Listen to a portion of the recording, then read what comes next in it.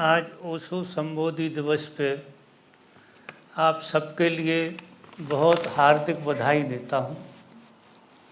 आज का दिन हमारी सबकी ज़िंदगी में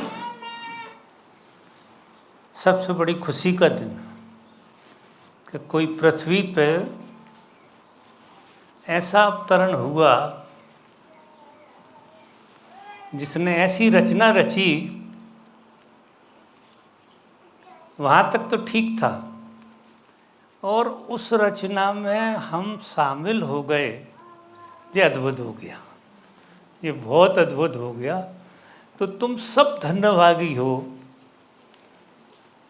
जिस दिन भी पता लगेगा, आज भी कुछ पता तो लग ही रहा होगा, लेकिन जिस दिन भी पता लगेगा कि तुम कितनी बड़ी घटना में शामिल हुए हो, उस दिन लाख लाख धन्यवाद तुम्हारे जीवन में उतरेंगे पूरे अस्तित्व के प्रति,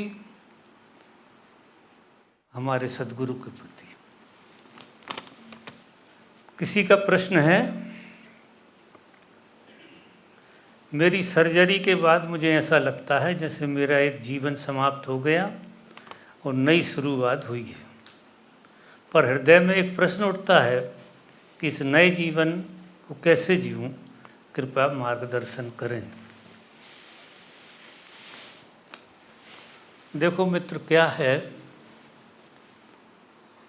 प्रकृति में जो भी घटनाएं हमारे जीवन में घटती हैं, वो कुछ सिखाने के लिए। वो एक तरह से देखो तो हर घटना हमारी गुरु होती है, जिससे हम सीख सकें वो हमारा गुरु। घटना कोई भी हो, हम उससे कैसे लेते हैं। और निश्चित ही कोई बड़ी सी घटना जब घट जाती है तो सौभाग्य से घटती है, और किसी को ऐसा मानूंगा। ये कुनकुनी घटनाएं तो सबको घटती रहती हैं, लेकिन जीवन मरण के आर पार की घटना सौभाग्य से घटती है, जिसमें आदमी जा भी सकता है और जिसमें आदमी बच भी सकता है। ये एक दो तल हैं जीवन के, एक इस तरफ का और एक उस तरफ का, और बीच में लाके प्रकृति हमें खड़ा कर देती है। ना इस तरफ ना उस तरफ, बीच में खड़े हो जाते हैं, जिसको हम घटना कहते हैं। तो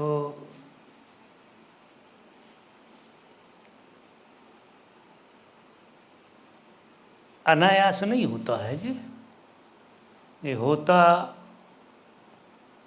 प्रकृति की करुणा से, सद्गुरु की करुणा से ऐसा होता है, जो हमारे जीवन में एक नया आभास करा देता।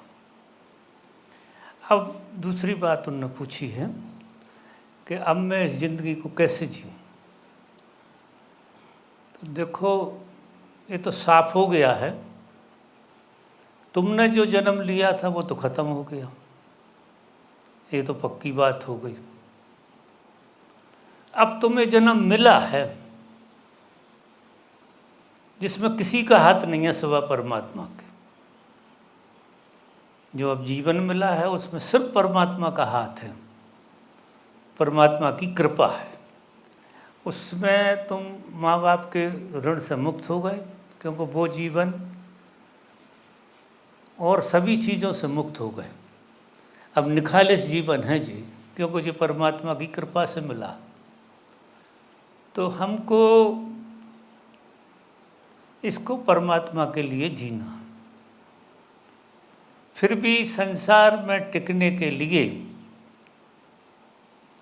और क्रियाशील रहने के लिए आधा समय आपको संसार को देना है और आधा समय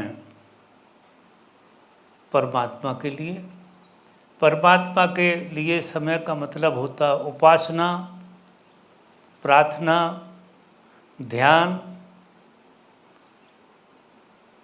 सेवा, दान पुण्य इत्यादि। ये सब चीज़ें आपकी साधना बनना चाहिए। ये सारी चीज़ें, एक तो आपको अच्छा लगेगा, क्योंकि संसार में एक दौड़ होती है और दौड़ का एक रस होता है, और हम एक गोल बनाते हैं और उसकी तरफ भागते जाते हैं। वो गोल कभी पूरा होता नहीं, लेकिन वो गोल के चक्कर में हम 70-80 साल गुजार जरूर देते हैं, निकल जाते हैं।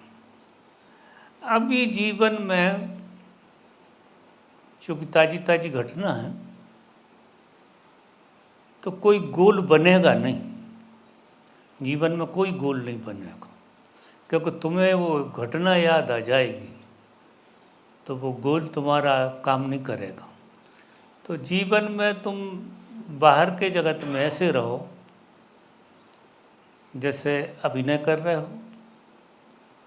निश्चित ही तुम्हें 50% एनर्जी संसार में लगानी है, क्योंकि उसमें एक्टिव होना बहुत ज़रूरी है, परिस्थितियों के हिसाब से, उम्र के हिसाब से। और 50% जीवन को अब इस जो मैंने बातें कहीं इसमें लगा देना, क्योंकि जीवन एक तरह की गिफ्ट है परमात्मा की, और गिफ्ट को निखारना है। गिफ्ट से गिफ्ट निखरती रहती है। जब तुम सेवा करोगे, उपासना करोगे, पूजा करोगे, प्रार्थना करोगे, तो ये गिफ्ट जो है निखर जाएगी, गजब निखर जाएगी। तो इस तरह से आपको नए जीवन की दिशा मिल गई है, और उस नई दिशा में तुम इस तरह से जीवन में प्रवेश करो।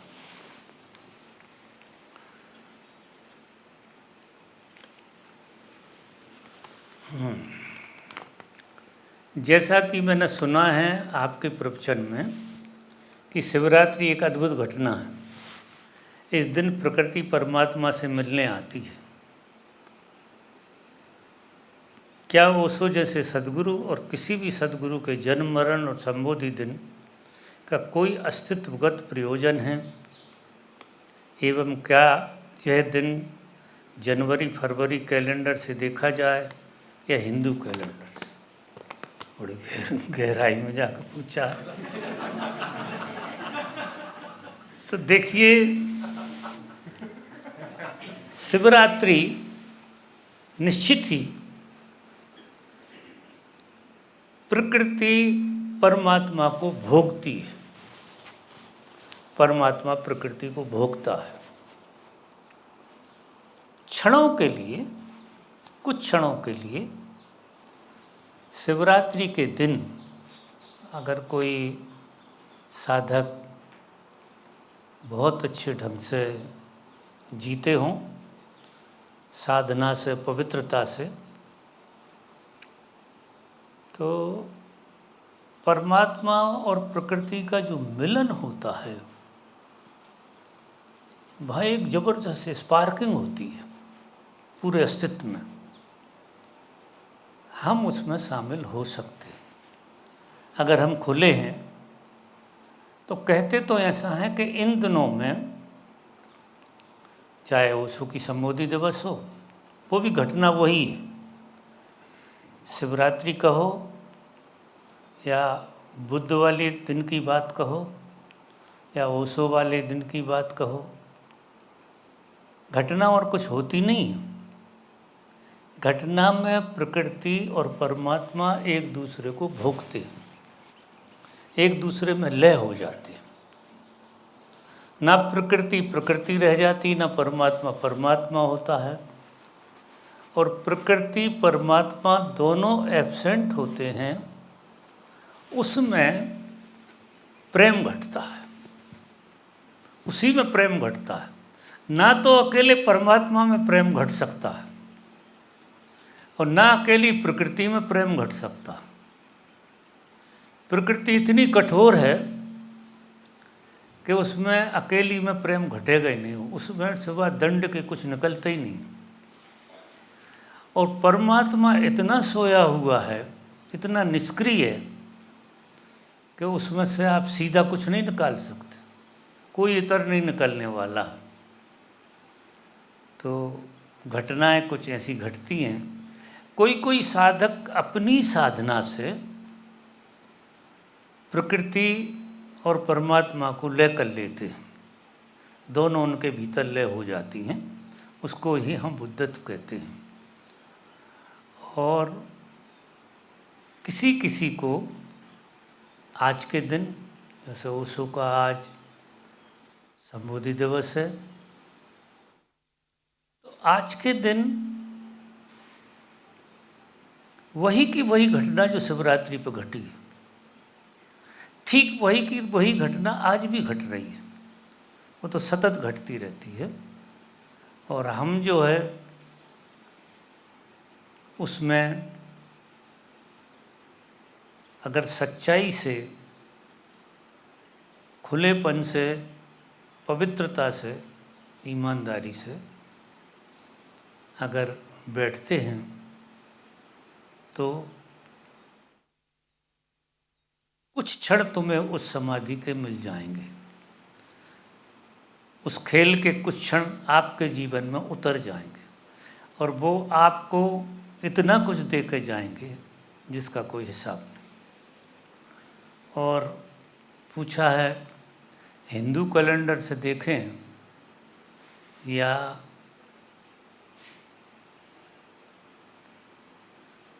अंग्रेजी कैलेंडर से देखें, निश्चित ही चीज़ों का महत्व अंग्रेजी कैलेंडर में नहीं है। अंग्रेजी कैलेंडर एक गणित की व्यवस्था है। सच्चा कैलेंडर जो है ना वो हिंदू कैलेंडर है। क्यों? कि हिंदू कैलेंडर चांद और सूरज से चलता है, वो लोगों की गिनती से नहीं चलता, वो चांद और सूरज से चलता है। चांद सूरज घटते बढ़ते हैं, घटते बढ़ते हैं, और एक ऐसा प्रॉपर दिन आता है जिस दिन पूर्णिमा हो जाती है और जिस दिन अमावस्या हो जाती है, ऐसा होता है।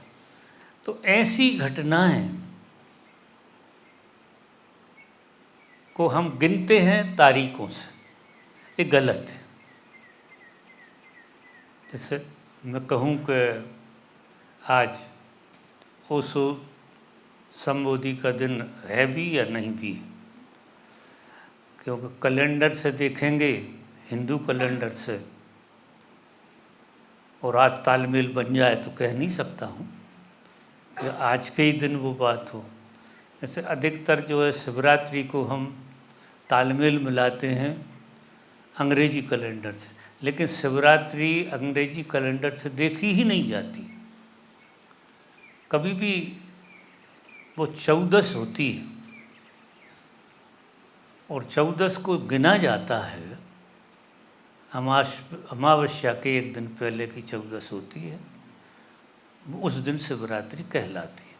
वो तारीख से तालमेल कभी बन जाए कि वो 14 तारीख हो जाए, 18 को हो जाए, 15 को हो जाए, 3 तारीख को हो जाए, वो हर साल बदलती रहती है। तो हमें इसका हिंदू कैलेंडर से देखना चाहिए। अगर हिंदू कैलेंडर से देखोगे तो असली में इसका जो लाभ है, ये संबोधि जिनको घटी है, उनका अगर हमें लाभ लेना है तो हमें हिंदू कैलेंडर से उसको कैलकुलेट करना चाहिए, गणना करना चाहिए। अंग्रेजी कैलेंडर तो पूरा गणित का खेल है, वो पूरे गणित से चलता है। वो ईसा के बाद अब उसमें महीने में 3-4 महीने में एक आध दिन बढ़ता है, एक आध दिन घटता है। ऐसा उसमें भी होता क्योंकि उनका गणित बिगड़ जाता। उन्हें दिन पृथ्वी के हिसाब से पूरे करना पड़ते हैं और 365 दिन में प्रकृति पूरा एक, सूर्य का पूरा एक पृथ्वी का चक्कर होता है, पृथ्वी पूरा चक्कर लगाती है। 365 दिन में, तो वो 1 साल कहलाता। लेकिन वो बड़ा गजब का खेल है। वो अगर उससे देखो हिंदू कैलेंडर से, तो उसका विज्ञान पूरा पता लग जाएगा। अंग्रेजी कैलेंडर से चीज़ें, जैसे कोई जंगल को साफ सूफ करके बगीचा बना लिया, तो सुविधा के हिसाब से बगीचा ठीक है, क्योंकि जंगल में से थोड़ा सा ढूंढना पड़ेगा, रास्ता चलना पड़ेगा, देखना पड़ेगा, समझना पड़ेगा। और बगीचे में तो रास्ते बने रहते हैं, आराम से दौड़ते हुए चले जाओ। तो ये कैलेंडर जो अंग्रेजी है, एक तरह का बगीचा है। तो कायदे से जो भी त्यौहार मनाना चाहिए महापुरुषों का, उनका हिंदू कैलेंडर से मनाना चाहिए।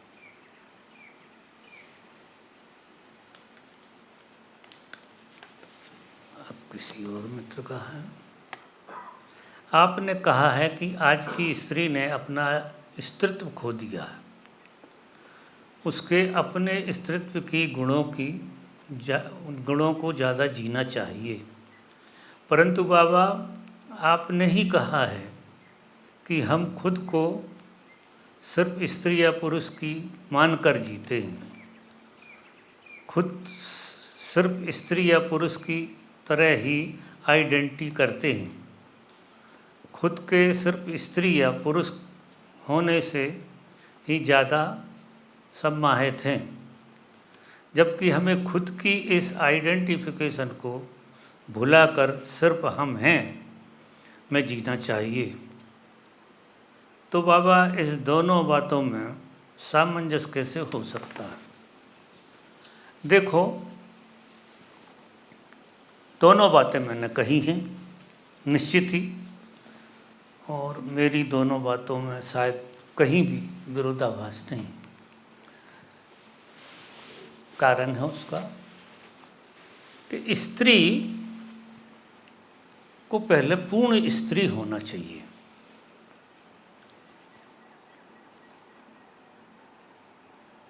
अगर वो पूर्ण स्त्री हो जाए स्त्री, तो पहली बार उसको पूर्ण पुरुष की मांग पैदा होगी। पहली बार पूर्ण पुरुष इस जगत में तो कोई होता नहीं है। कोई रेयर घटना है कि कोई जैसे पूर्ण स्त्री अपने में हो गई, ऐसा कोई पूर्ण पुरुष हो जाए, ऐसी घटना घटे, वो अलग बात है। लेकिन आकर्षण जो होता है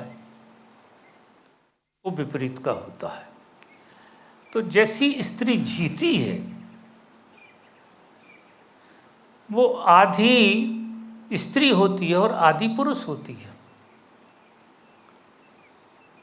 आधी स्त्री और पुरुष होती है, तो उससे पुरुष की इतनी प्यास नहीं जगती जितनी जगना चाहिए। जैसे मीरा को जगी। मीरा कहती है, जब वो मंदिर में गई, वो पुजारी ने बोला कि इस मंदिर में स्त्रियों को प्रवेश नहीं है, पुरुषों को प्रवेश है। तो मीरा बोली कि पुरुष इस जगत में सिवा कृष्ण के कोई नहीं है, अकेले कृष्ण ही पुरुष हैं, बाकी तो ये सब स्त्रियां हैं। या स्त्रियां न सही, उसने स्त्रियां कहा, तो ये भ्रष्ट हैं सब, न स्त्री है न पुरुष है, ये सब भ्रष्ट हैं। तो कैसे पुजारी कह सकता है कि अकेले पुरुषों का, क्योंकि पुरुष कोई होता ही नहीं और ना स्त्री कोई होता है। सब गोल बोल चलता रहता है, उसी से संसार चलता है। संसार चलाने के लिए आधी स्त्री और आधा पुरुष का होना जरूरी है संसार चलाने के लिए, क्योंकि ऋण और धन से दोनों से संसार चलता है। लेकिन परमात्मा की यात्रा में जाने के लिए परमात्मा पूर्ण को स्वीकारता है। या तो तुम पूरे पुरुष हो जाओ, पूरे, या पूरी स्त्री हो जाओ। जैसे ही तुम पूरी स्त्री हो जाओगे, परमात्मा पुरुष बन के आप में उतर जाएगा। जैसे ही तुम पूरे पुरुष हो जाओगे, परमात्मा स्त्री बन के तुम में उतर जाएगा। और जब परमात्मा उतर जाएगा, उस जगह पे जाके ना तुम स्त्री रहोगे ना पुरुष रहोगे। ब्रह्म का कोई स्वरूप नहीं है, कोई लिंग भेद नहीं है ब्रह्म का। ब्रह्म ना तो पुरुष है और ना स्त्री है, वो शुद्ध अस्तित्व है, वो हैपन है, वो सिर्फ होना है।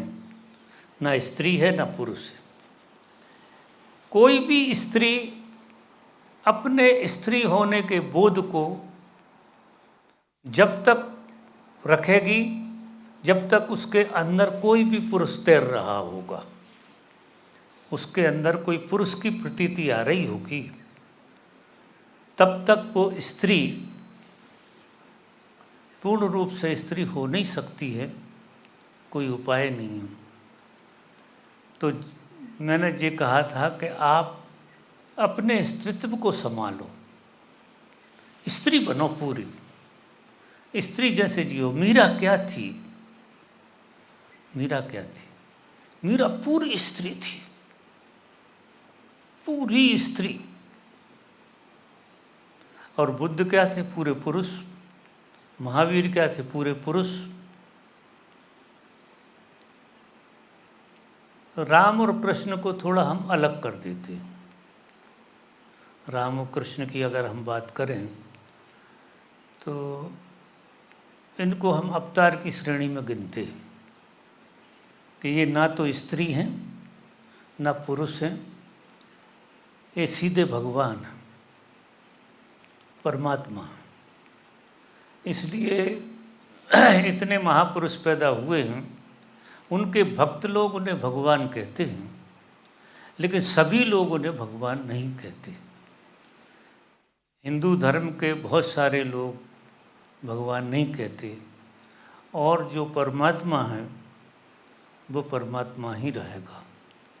तो कृष्ण को पूरी दुनिया परमात्मा कहेगी, राम को पूरी दुनिया परमात्मा कहेगी, शिव को पूरी दुनिया परमात्मा कहेगी, और इनको महापुरुष कहेंगे, इन सभी को। लेकिन भक्त लोग चूँकि उनमें परमात्मा देखते हैं तो वो परमात्मा कहते हैं। निश्चित ही वो अच्छी बात है, और होते परमात्मा हैं वो, ये बात भी बिल्कुल सच है। लेकिन ये लोग संस्कार में से आते हैं, और जो संस्कार में से आया है, जिसका जन्म स्त्री पुरुष से हुआ है, वो संस्कार से आया है। और जो संस्कार से आया है वो अवतारी नहीं होता है, वो इसी लोक का होता है। कृष्ण हुए, राम हुए, शिव हुए, ये संसार से नहीं आए। जैसे आप गहरे में देखो तो कृष्ण के कोई पिता नहीं, ना उनकी कोई माँ है, ना राम के कोई पिता है, ना उनकी कोई माँ है। ये जो नकली माता पिता हैं, अदरवाइज तो भय प्रगट कृपाला, वो प्रकट हुए दीन दयाला।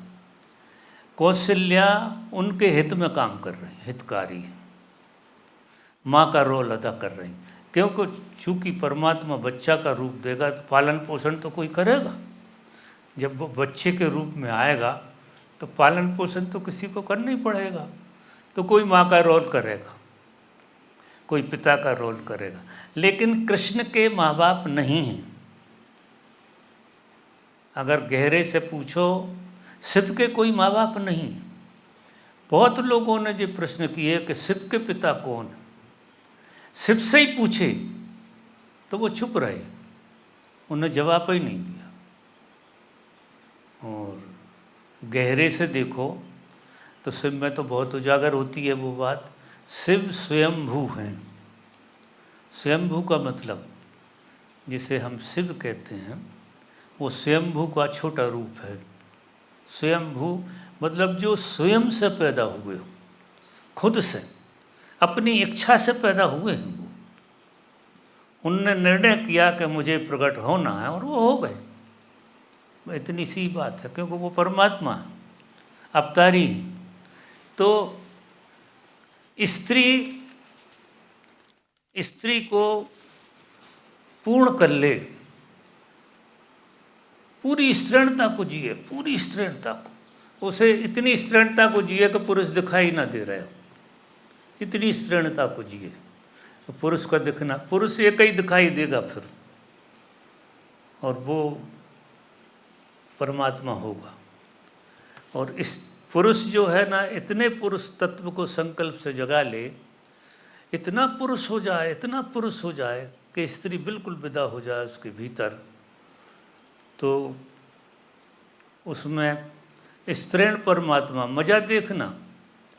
गीत गाएगा वो भी गीत गाएगा। मीरा ने भी गीत गाए। ऐसे लोग फिर गीत ही गाएंगे, प्रार्थना रह जाए, क्योंकि दोनों मिलकर प्रेम हो जाते। तो मीरा ने प्रेम की बातें कही, परमात्मा से ज़्यादा प्रेम की बातें कही। ऐसे लोगों ने प्रेम की बातें ज़्यादा कही। और प्रेम का मतलब ये है, ना तो स्त्री है ना पुरुष है। प्रेम इस अस्तित्व में परमात्मा का स्वाद है। और जो प्रत्येक स्त्री पुरुष में 50-50 बैठा हुआ है। अब 50-50 बैठा हुआ है और हम एक दूसरे के आकर्षण से उसे पूरा करना चाहते, जो संभव है नहीं। और कोई इस बात से राजी नहीं है। किसी स्त्री से कहो कि तुम पूरी स्त्री नहीं हो तो वो राजी नहीं होगी, और रात दिन पुरुष के सपने देख रही है। और पूरी स्त्री कैसे हो सकती है?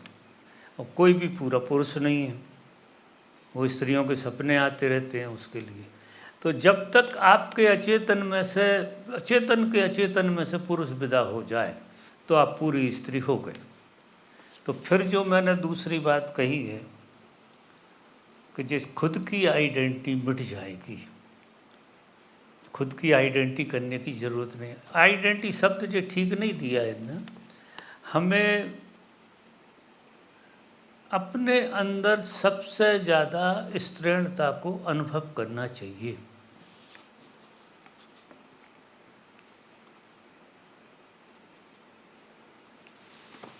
तो ये प्रश्न हो गया।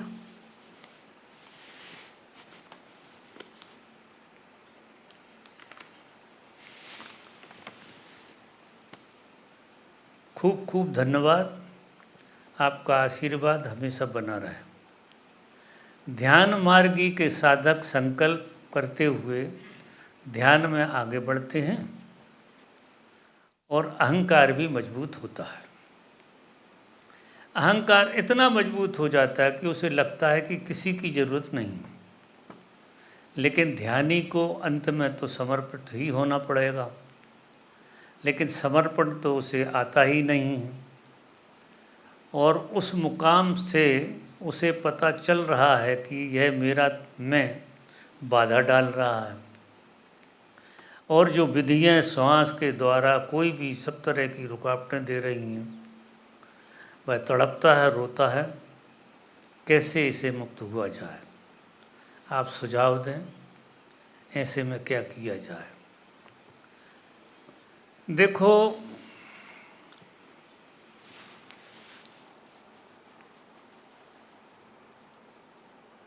साधना में, ध्यान की साधना में, ध्यान की साधना पुरुष की साधना है।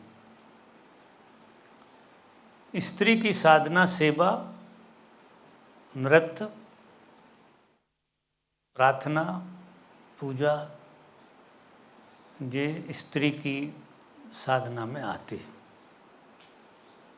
बाद में फलते हैं। नहीं मानती कोई स्त्री, ध्यान में लग जाती है तो यही हालत हो जाती है जैसी इस स्त्री की हो रही है कि ध्यान करते करते करते करते अहंकार बहुत मजबूत हो जाता। लेकिन कोई कोई स्त्री ध्यान के रास्ते पर जाए बगैर मानेगी नहीं, वो जाएगी। उसका कारण है उसके अंदर पुरुष तत्व बहुत ज़्यादा है, और पुरुष तत्व ज़्यादा होने की वजह से उसको ध्यान आकर्षित करता है। 50% तो पुरुष सबके अंदर है। कायदा जो मैंने पहले बताया था कि स्त्री को स्त्री होना चाहिए और पुरुष को पुरुष होना चाहिए। स्त्री को पुरुष होने की नकल साधना में नहीं करना चाहिए, और अगर करेगी तो ये हालत होगी जैसे लड़की की है। अहंकार मजबूत हो जाएगा, इतना मजबूत हो जाएगा, इतना मजबूत हो जाएगा, सारी विधियाँ उसके छाती वाती को सबको राख कर देती हैं, खाक कर देती हैं, खाली कर देती हैं। मतलब कोई भी फीलिंग नहीं रहती है, ऐसी स्थिति आ जाती है।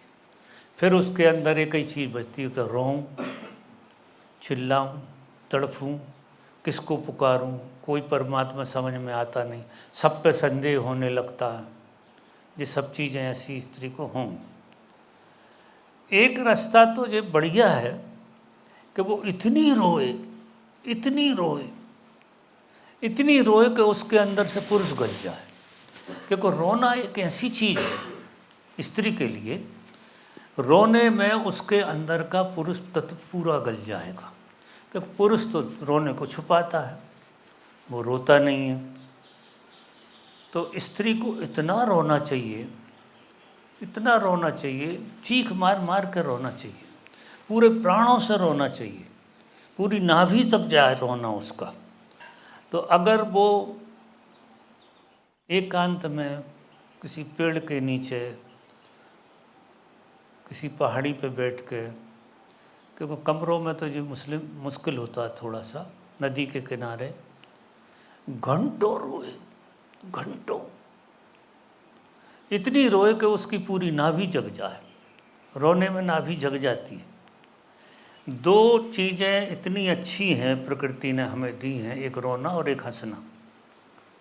आप अगर ढंग से हंसो, बहुत ढंग से हंसो, तो भी आपकी नाभि जागेगी, और ढंग से आप रो तो नाभि जागेगी। फिर तीसरी चीज़ है नृत्य। रो और हंसो और नाचो, ये 3 काम करो। ये 3 काम पुरुष को भी जमेंगे, पुरुष भी कर सकता है। माने ये विधि कुछ ऐसी है जो मैंने अपने जीवन पे आजमाई है, और मुझे सबसे ज़्यादा जो मैंने ओशो की सारी विधियाँ की, लेकिन आज मैं जिस अवस्था को प्राप्त हुआ हूँ उसमें सबसे ज़्यादा विधि मुझे ये काम में आई। तो मैं जंगल में रहता था, मतलब घर के बाहर। मेरा कामकाज ऐसा था कि मुझे रोज़ ही आउटसाइड में जाना होता था। तो पेड़ों के नीचे बैठा हूँ और इतना रोता था, इतना रोता था, भवक भवक के जैसे सारा संसार मेरा मर गया हो। और उसी अनुपात में फिर हंसी आती थी बहुत। और फिर अकेला नाचता था, तो लोग तो मुझे पागल समझते थे। कोई अगर दूर से देख रहा हो कि ये अकेला आदमी नाच रहा है, तो उन्हें ऐसा लगता था घूम गई खोपड़, ये अकेला रो रहा है। कई लोगों को थोड़ा सा पता लग गया होगा कि सिर फिरा है, थोड़ा करता रहता है ऐसी उल्टी सीधी हरकतें, तो चलता था। लेकिन वो कारगर जो हुआ है मेरे जीवन में, वो ये विधि हुई है। ये विधि के इशारे ओशो ने किए थे, लेकिन उनने जो विधि बताई थी वो एक व्यवस्था से बताई थी, और मैं इस विधि को ले गया अराजकता से, व्यवस्था से नहीं। मेरी मर्जी जब रोना, मैं मतलब यहाँ आप इतने लोगों के बीच में बैठा, अगर मुझे रोआस आ गई तो कोई रोक नहीं सकता। मैं गिर जाऊँगा, लोटूंगा और रोऊंगा बुरी तरह से, इतना रोऊंगा जिसका कोई हिसाब। तो ये रोने और हंसने और नाचने की जो विधि है वो पुरुष के लिए भी उपयोगी है और स्त्री के लिए भी उपयोगी, दोनों को उपयोगी। पुरुष भी अगर गहराई से रो ले, गहराई से रो लेगा तो उसका अहंकार पैदा हो जाएगा। स्त्री गहराई से रो ले तो उसका अहंकार पैदा हो जाए। कितना बढ़िया सूत्र है। यानी तुम कितनी कोशिश करना हो, दिमाग से कितनी सोचने की कोशिश करना, तुम अहंकार के बाहर जा नहीं सकते हो। लेकिन अगर तुम रोने की कला आ गई, क्योंकि रोने में आदमी असहाय हो जाता, रोने में आदमी ऐसा हो जाता है कि बिल्कुल असहाय हो जाता है, जैसे उसके हाथ में कुछ है नहीं, सिर्फ रोना रह गया। जब ये ऐसे ध्यान करते करते करते करते ये स्थिति आ जाए किसी की, जो ये लड़की कह रही है, तो ये जो मैं विधि बता रहा हूँ, ये रामबाण विधि है। वो अपनी व्यथा सुना रही है कि ध्यानी को अंत में तो समर्पण करना ही पड़ेगा।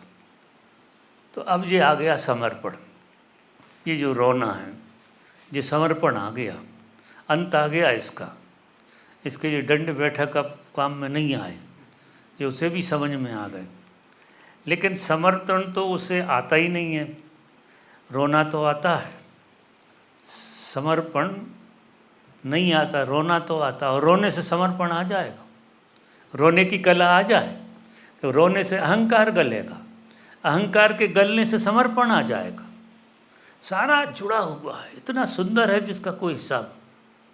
बहुत अच्छा प्रश्न पूछा है इसने, लड़की ने। तो ऐसा कुछ जो है, अदरवाइज तुम अगर इस प्रयोग में नहीं उतरे तो फिर ये सारी विधियां तुम्हें काटने लगेंगी और तुम खुद के प्रति और दूसरों के प्रति इतने नकार से भर जाओगे, तुम ये कहोगे ओ सो एक झूठ, तुम्हारे अंदर से ये निकलेगा। अगर वो ईमानदार लड़की है तो बता सकती है। ऐसा लगने लगता है कि ये सब झूठ का खेल है यार, सारी विधियां करके देख ली, सारा उपद्रव कर लिया, उतनी उल्टी सीधी हो गई जिसका कोई हिसाब नहीं, और खड़े वहीं हैं बैरक के बैरक। तो फिर संदेह जगता है और बड़ी पीड़ा देता है। सदगुरु पे संदेह जब जगेगा तो इतनी पीड़ा देगा। सबसे ज़्यादा पीड़ा दुनिया में अगर होती है तो सदगुरु पे संदेह होना होती, और संदेह आएगा, मानेगा नहीं। तो ऐसी अवस्था में हारे को हरि नाम,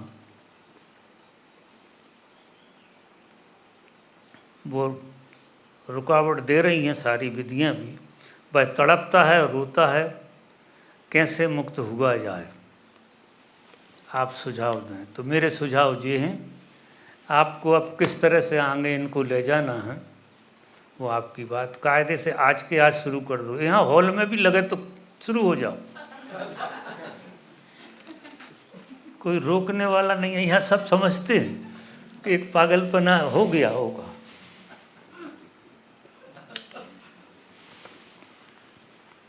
प्यारे बाबा, मेरे मृत्यु के बाद आपका साथ, आपकी कृपा बनी रहेगी, कैसे पता चलेगा यार, भरोसा करो भाई। अब तुम पता चलाने के लिए रहना भी चाहते हो और मृत्यु का अनुभव भी करना चाहते हो, ये तो असंभव है। बात अच्छी पूछी है बेचारों ने, जिनने भी पूछी है, बात अच्छी पूछी है। मेरे मृत्यु के बाद आपका साथ, आपकी कृपा बनी रहेगी, कैसे पता चले? ये जरा माइंड का खेल हो गया। मृत्यु शब्द से मुझे लगाव है, बड़ा अच्छा व्यक्ति है जिसको मृत्यु से प्रेम हो जाए। ये व्यक्ति ऐसा है जिसे मृत्यु से प्रेम है। मैं उसका अनुभव कैसे कर सकता हूँ? शरीर में रहते हुए। अब ये यहाँ थोड़ा मामला उलझ गया। बहुत अच्छी बात पूछी है, लेकिन बीच बीच में मन आ गया, बीच बीच में ये मन ने कुलांटे खा ली। बाकी साधक है, साधना में, इसलिए ऐसे प्रश्न आ रहे हैं। तो देखो भाई,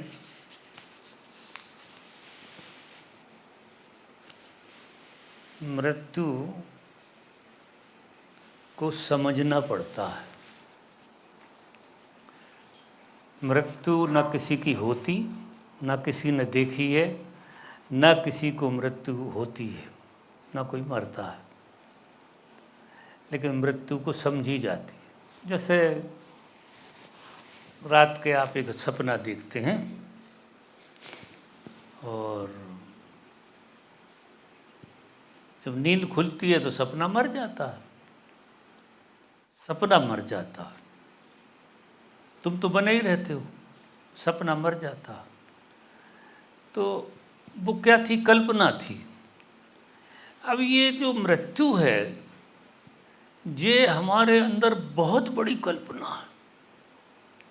हम मतलब इतने हिप्नोटाइज किसी चीज़ से नहीं है जितने मृत्यु से हिप्नोटाइज। और ये कलेक्टिव हिप्नोटिज्म है, ये व्यक्ति का नहीं है, कलेक्टिव हिप्नोटिज्म है। हम एक दूसरे को हिप्नोटाइज करते हैं मृत्यु से, हम और कुछ करते ही नहीं हैं। दिन में कई बार हम दूसरों को मृत्यु की याद दिलाते हैं और वो हमें मृत्यु की याद दिलाते हैं।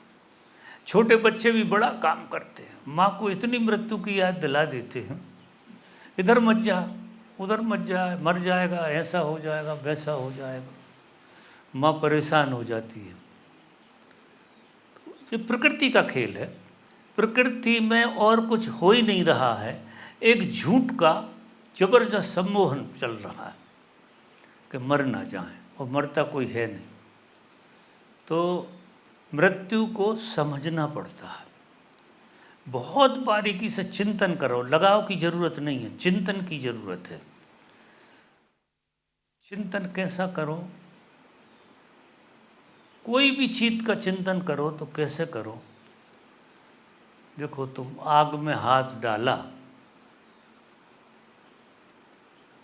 भले ही आग तुमको दिख रही हो, लेकिन आग क्या चीज़ है, उसके गुण क्या हैं, उसकी शक्ति क्या है, वो पता तो हाथ डालकर लगेगा कि ज़बरदस्त गर्माहट है और जला देती है, आग जला देती है। तो अनुभव से आपको समझ में आ गया। तो मृत्यु के प्रयोग करो, जिनको जो जानना है उनको मृत्यु के प्रयोग करना चाहिए। देखो, मृत्यु एक झूठ है, तो इस पे झूठ का ही प्रयोग काम करेगा। तो जैसे वो ओशो ने एक जगह बताया है, वो एक विधि बताई कि तुम मर रहे हो, तुम जल रहे हो, फिर शमशान पे जा रहे, तुम्हारी अर्थी जल रही है और लोग रो रहे हैं, तुम देख रहे हो। इतनी ईमानदारी से, इतनी समग्रता से करते जाओ और जागे रहो।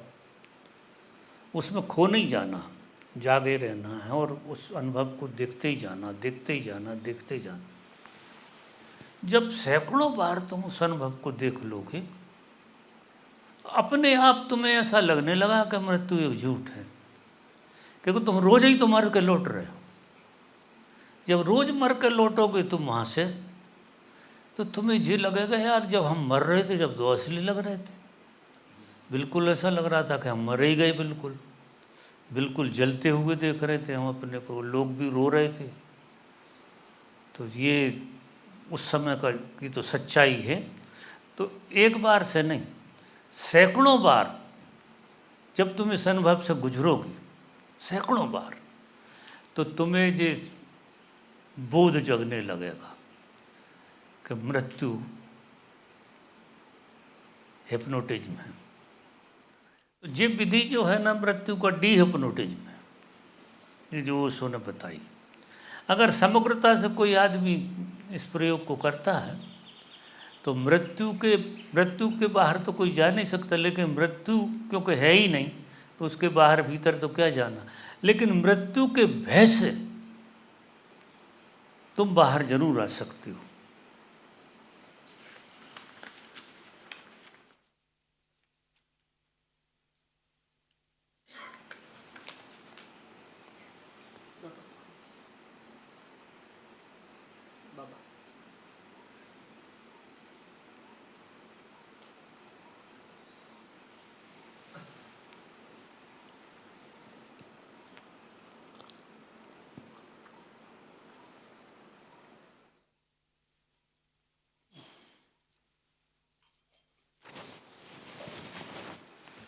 प्यारे बाबा सादर नमन। आपने कोई जगह कहाँ है कि इस आश्रम में जहाँ आप रहते हैं, आपने कोई जगह कहाँ है कि इस आश्रम में जहाँ आप रहते हैं यहाँ गुरुत्वाकर्षण कम है, कम काम करती है। मेरा अनुभव भी यह कहता है कि यहाँ ध्यान अच्छा लगता है। बाहरी जगत की तुलना में रोज़मर्रा के काम बाहरी जगत की तुलना में बहुत सरल और सहज हो जाते हैं।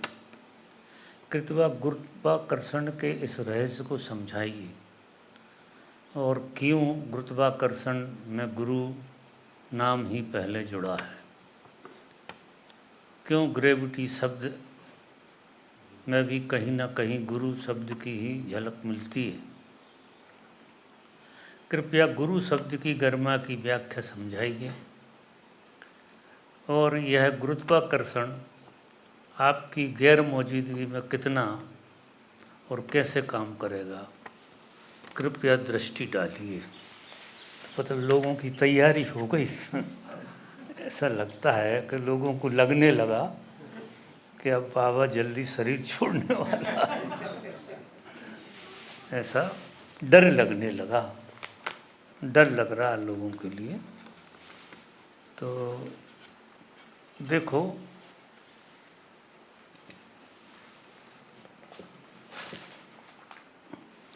सबके भीतर, हम सबके भीतर जो भी साधक साधना करते हैं, जो रूपांतरण होता है वो एक ही रूपांतरण होता है। जितनी गहरी जिसकी साधना होती है उसको प्रकृति उतना क्षमा करती है। प्रकृति अपनी ग्रेविटी से उसको मुक्त करती है। किसी स्थान पर लगातार साधना हो रही हो तो उसके वाइब्रेशन पूरे स्थान के ऐसे हो जाते हैं कि किसी भी कोने पर जाके आप बैठेंगे तो आपको बजाय संसार में रहने के, यहाँ रहने में, ऐसी जगह में, कहीं भी ऐसी जगह, तुम बुद्ध क्षेत्र में कहीं भी जाओ तो आपको ग्रेविटी थोड़ी सी कम अनुभव होगी। अच्छा भी जब तुम्हें लगता है, अच्छा लगने का मूलभूत कारण ये होता है कि तुम्हारे अंदर ग्रेविटी कम हो गई, तुम आकाशी ज़्यादा हो गए। हमारे अंदर दो तत्व सबसे ज़्यादा काम करते हैं। दो तत्व, ऐसे तो 5 तत्व हैं लेकिन 2 तत्व सबसे ज़्यादा काम करते हैं, एक आकाश और एक पृथ्वी। पृथ्वी के साथ पानी भी जुड़ा हुआ है, तो पानी और प्रकृति दोनों में ग्रेविटी बहुत है, बहुत ग्रेविटेशन है। पानी में भी है और धरती में भी है। संसार का चिंतन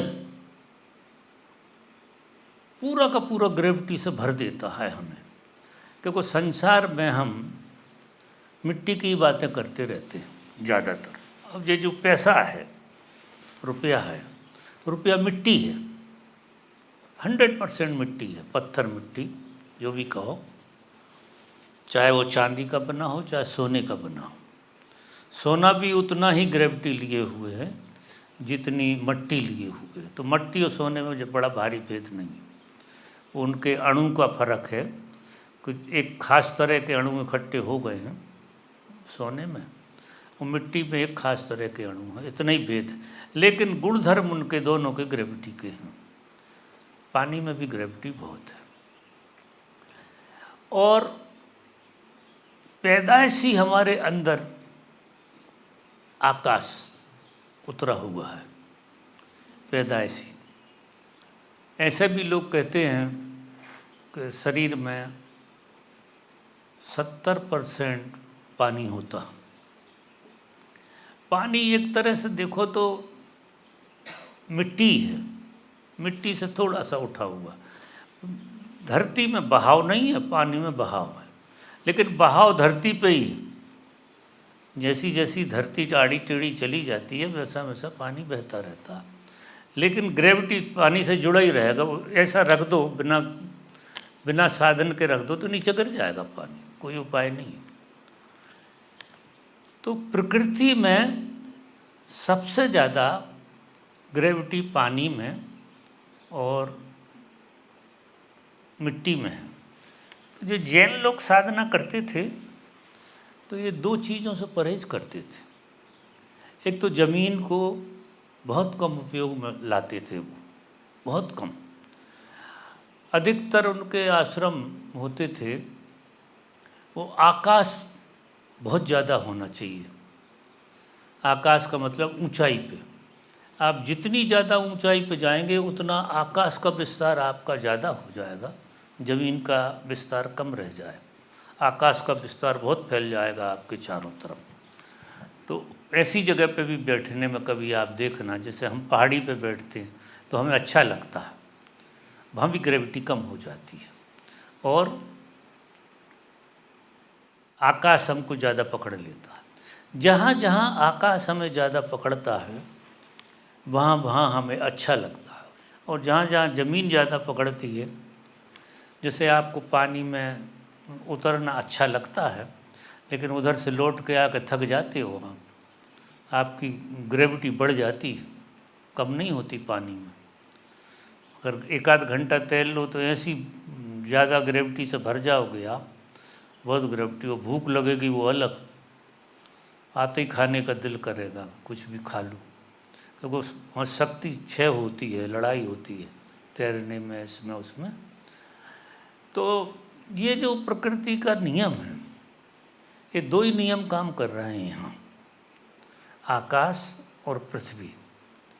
पृथ्वी और आकाश दोनों ही परमात्मा के हिस्से हैं, लेकिन आकाश परमात्मा का सबसे करीब तत्व है, सबसे करीब। आकाश जिस जगह पे है, जितनी विराटता में है आकाश, वो परमात्मा से 19 है। उतनी विराटता में है जितनी विराटता में परमात्मा है। परमात्मा की विराटता सूक्ष्म ज़्यादा है आकाश से भी। तो हमें आकाश में पेड़ पौधे, चांद तारे, पहाड़, नदियाँ अवरोध सा दिखाई देती हैं, जबकि अवरोध है नहीं लेकिन दिखाई देता है, क्योंकि वो इतना सूक्ष्म नहीं। परमात्मा इतना सूक्ष्म है, इतना सूक्ष्म है कि ऐसी कोई जगह नहीं है जिसमें उसकी व्यापकता ना हो। वो सब कुछ में व्यापक है, यानी तुम्हारे रेसों रेसों में परमात्मा व्यापक है। अगर उसको अनुभव करना है, अनुभव होता है मन के द्वारा। मन तुम्हारा ग्रेविटी से जुड़ा हुआ है, मन के जो विचार हैं वो प्रकृति से जुड़े हुए ज़्यादा हैं, ग्रेविटी वाली प्रकृति से, मट्टी से ज़्यादा जुड़े हुए हैं। तो अगर उसके विचार आकाशी हो जाएं मनुष्य के, वो आकाशी, जैसे किसी सदगुरु के प्रेम में हो और ऐसी किताबें पढ़ता हो। आपने देखा होगा कि भगवान का जब लेक्चर चलता है हमारी ग्रेविटी कम हो जाती है, पूरा लेक्चर होते होते हमारी ग्रेविटी कम हो जाती है, उतनी ग्रेविटी नहीं रहती, तो हमें पता नहीं अंदरूनी मज़ा आता है। अब वो क्या कह रहे थे इसका ज़्यादा मूल्य नहीं है, लेकिन हमको अंदरूनी इतना बढ़िया लगने लगता है कि हमको लगता वाह, कुछ कुछ भगवान कह गए। अब वो कह भी गए वो तो ठीक है, लेकिन उनकी मौजूदगी, क्योंकि वो आकाश ज़्यादा है, आकाश जो आदमी हो गया उसकी वाणी में भी आकाश ज़्यादा होता है, उसकी वाणी आकाश से भरी होती है, तो निश्चित ही वो ग्रेविटी को खो देती है। तो ग्रेविटी कम होने लगती है तो आपको अच्छा लगता है। और प्रत्येक व्यक्ति, यहाँ जितने लोग भी बैठे हैं, प्रकृति भी हैं और परमात्मा भी हैं, दोनों एक साथ। ये इतना लुका छिपी का खेल है, इतना लुका छिपी का, और एक ही के दो रूप हो जाते हैं। ये विचित्र खेल है, इतना रहस्यमय है कि मैं भी इसको इतने सालों से समझाने की कोशिश कर रहा हूँ कि शायद लोगों की समझ में आ जाएगी बात। मैं बहुत प्रयास करता हूँ समझाने का, बहुत करीब ले जाने की कोशिश भी करता हूँ, लेकिन वो बात अधूरी रह ही जाती है, हमेशा अधूरी रह जाएगी। ये चित्त जो है हमारा, चित्त, ग्रेविटी का असर चित्त पे पड़ता है। चित्त तरल होता है और चित्त सघन होता है। जब ग्रेविटी का बहुत ज़्यादा प्रभाव पड़ता है तो चित्त हो जाता है कठिन, मतलब वो सघन हो जाता है ग्रेविटी के कारण। और सघन होने में सत्य प्रकृति लगती है, सघन होने में प्रकृति ही सत्य लगती है, परमात्मा सिर्फ नाम मात्र की चीज़ रह जाती है। जब चित्त, ध्यान, साधना, प्रेम, मोहब्बत, भक्ति, ये सब चीज़ों के द्वारा आपका चित्त तरल हो जाता है, बिल्कुल ट्रांसपेरेंट, ऐसा हो जाता है जैसे चित्त है ही नहीं, बिल्कुल। अब चित्त जब तरल हो जाता है तो तुम ग्रेविटी के बिल्कुल बाहर आ जाते हो और तुम परमात्मा के एकदम करीब पहुंच जाते हो। उस दशा में तुम्हें यही प्रकृति रहेगी, यही लोग रहेंगे, ये ज्यों के त्यों बैठे रहेंगे, लेकिन इन लोगों में परमात्मा ज़्यादा दिखाई देने लगेगा और ये आदमी कम दिखेंगे। उनमें से आदमियत खत्म हो जाएगी, ना स्त्री रहेगी ना पुरुष रहेगा, और परमात्मा ज़्यादा झलकने लगेगा। ये चित्त का खेल है पूरा, हमारी चित्त की दशा से। और ये पेड़ पौधे जितने दिख रहे, बंदर भालू जो भी हैं, इनमें परमात्मा ज़्यादा झलकता है और उनकी असली रूप जो है ना, वो काम चलाऊ होता है, सिर्फ काम चलाऊ होता है। चित्त घना होता है तो उनका वो असली रूप ज़्यादा दिखता है, वो परमात्मा सो जाता है। तो सारी लुका छिपी का खेल चल रहा है हमारे चित्त का। अगर हमारा चित्त तरल और सरल हो जाए, बिल्कुल सरल हो जाए, बिल्कुल ऐसा हो जाए जैसे ट्रांसपेरेंट हो गया हो, कांच के आर पार कुछ बचे ही नहीं, बिल्कुल ट्रांसपेरेंट हो गया, तो फिर चित्र बनना बंद हो जाएगा और चित्र नहीं बनेगा, और चित्र की हल्की सा प्रतिबिंब होगा और उसमें परमात्मा झलकेगा। वो चित्र बदल जाएगा, वो परमात्मा का चित्र हो जाएगा। सबके चेहरे आपको बदले हुए लगेंगे, सबकी आंखें आपको बदली हुई लगेंगी, सब कुछ बदल जाता है जब कोई व्यक्ति की चित्त की दशा ठीक होती है। आपने ऐसा भी देखा होगा, जब तुम प्रेमपूर्ण होते हो तो सब कुछ अच्छा लगता है। प्रेमपूर्ण भी कब हो सकते हो? जब चित्त तुम्हारा बहुत तरल हो गया हो। और चित्त तरल ऐसे नहीं होता है, अधिकतर तो चित्त कठोर हो जाता है, सघन बहुत हो जाता है। क्योंकि जैसे किसी ने गाली दी, किसी ने कुछ कहा, तुरंत नुकसान क्या हो गया, तुम परमात्मा से दूर हो गए, तुम्हारा चित्त सघन हो गया और तुम परमात्मा से दूर हो गए। अब परमात्मा नहीं रहा तुम्हारे लिए। और कोई बहुत अच्छी बात हो गई, बहुत अच्छी बात, परमात्मा की बात तुमने सुन ली, कुछ अच्छा सा खेल हो गया, तो तुम्हारा चित्त तरल हो गया। तुम्हारा चित्त तरल हो गया तो वही चीज़ें, अब चीज़ों में कोई गुणात्मक भेद नहीं है, रत्ती भर वही लोग होते हैं, वही प्रकृति होती है, वही सब कुछ होता तुम्हारे चित्त की। जैसे कहते हैं, जैसी दृष्टि वैसी सृष्टि। परमात्मा और तुम दो नहीं, तुम दोनों एक साथ हो, दो नहीं हो, दोनों एक साथ हो, अद्वैत हो। परमात्मा भी हो, अगर प्रकृति को कहें तो परमात्मा का बड़ा सघन रूप, और परमात्मा को कहें तो प्रकृति का बहुत तरल रूप, क्योंकि हमारा चित्त प्रकृति की लहरों से चलता। तो परमात्मा का हमारे चित्त की तरलता, यानी प्रकृति पूरी तरल हो जाती तुम्हारे चित्त की तरलता के कारण। हर आदमी बहता हुआ दिखने लगता, जब चित्त में तरलता हो और प्रेम की दशा पैदा होती है, तरलता होते ही तुम प्रेमपूर्ण होते हो।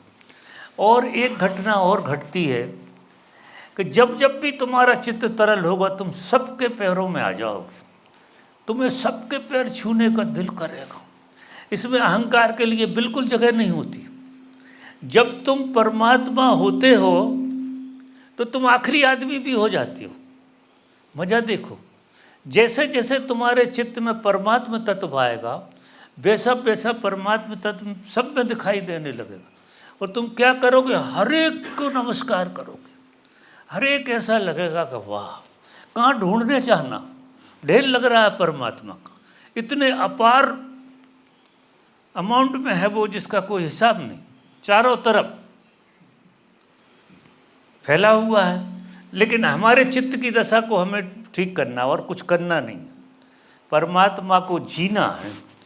और परमात्मा अब सबको आती हैं बातें, सब जानते हैं, क्योंकि किन्हीं क्षणों में तुम वो स्थिति में होते हो या बड़ी प्रेम की स्थिति में होते हो। तुम बोधपूर्वक इतने नहीं हो कि ये स्थिति बनी कैसे, वो तुम्हारा चित्त जो है तरल हो गया। तो अब तो भी प्रयास करना कि चित्त तरल बना रहे, तो इससे ज़्यादा मज़े की बात तो कुछ होती नहीं। क्योंकि सारी दुनिया प्यारी प्यारी, हमको तो अपना सा लागे सारा जहाँ, ऐसी स्थिति हो जाती। सारी दुनिया हमारी ऐसी लगती है कि प्रेमपूर्ण लगने लगती है पूरी की पूरी। तो गेस्टाल्ट बदलते रहते हैं, अब ये चलता रहता हमारे भीतर जो गेस्टाल्ट। हम जिंदे इसलिए रहते हैं कि किन्हीं क्षणों में हम परमात्मा होते हैं, नहीं वजन इतना बढ़ जाएगा कि तुम मर जाओगे।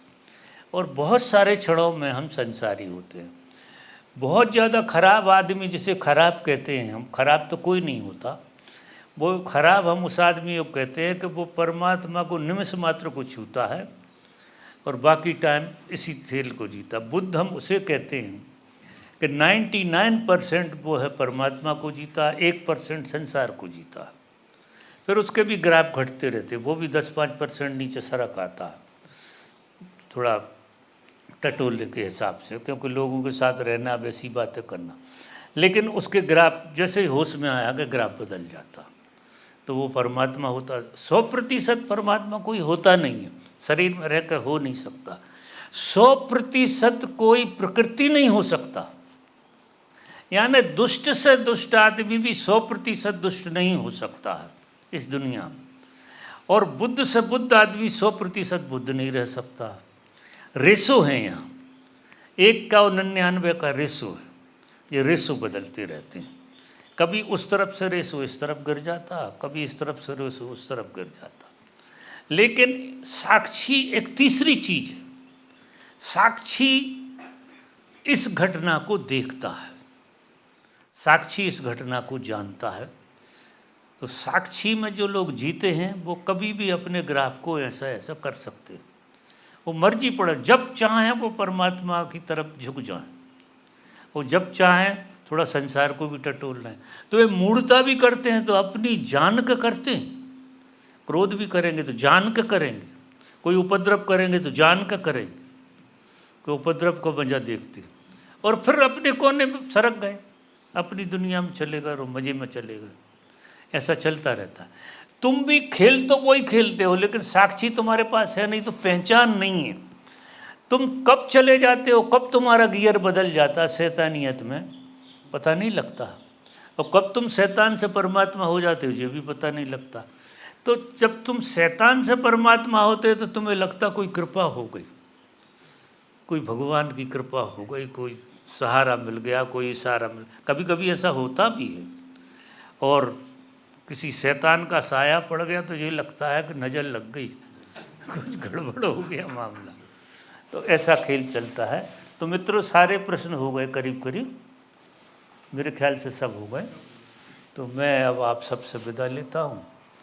और आज के दिन के लिए, भले ही वो अंग्रेजी तिथि से हो या स्थिति से हो, मैं तो जहाँ होता हूँ वहाँ तिथियाँ होती नहीं हैं। ये नियम मेरे साथ नहीं लगेंगे। ये जो नियम है, आज ही बुद्ध पैदा ओशो को एनलाइटनमेंट घटा है, क्यों कि मैं उस घटना का साक्षी हूँ। और कोई साक्षी पुरुष जब रहता है तो तीज त्यौहार सब बदल जाते हैं, वो घटना दूसरी हो जाती। फिर ये नियम कायदों में नहीं बनती, ये नीति के नियम कायदे हैं जो मैंने तारीखों की बात करी थी। जब देखो, जब शिवरात्रि है, जब मनाना हो, जिस दिन मनाना हो, रोज़ मिल रहे हैं शिव जी, तो कोई स्पेशल दिन थोड़ी चुनाता हो।